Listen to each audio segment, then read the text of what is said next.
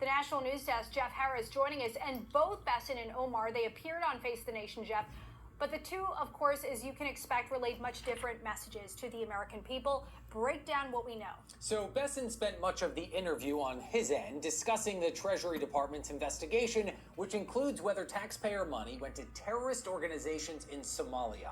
Omar, who's part of the Somali community, responding to those comments, saying it would be a failure of the FBI if that did in fact happen.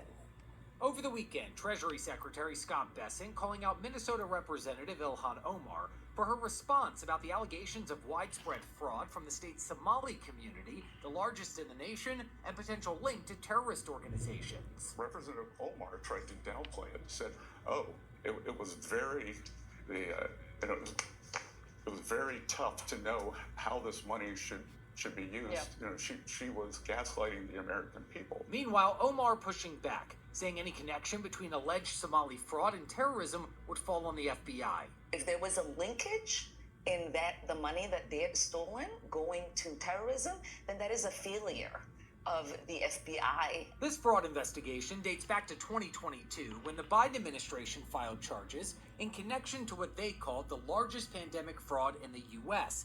Besson saying he was asked last week to investigate whether Minnesota's tax dollars made its way to terrorist organizations linked to Somalia. That money has gone overseas, and we are tracking that both to the Middle East and to Somalia. Minnesota is currently dealing with multiple fraud scandals totaling over $1 billion in stolen taxpayer funds, including nearly $300 million from the nonprofit Feeding Our Future. Omar's campaign receiving donations from people charged in that scheme, donations she says have since been returned. We obviously had people who were able to donate to our campaign that were involved.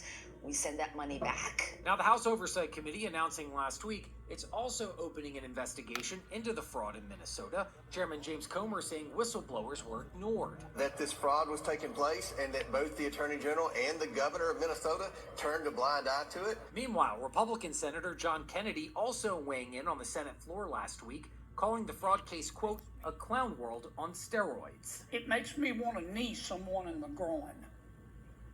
It just makes me furious.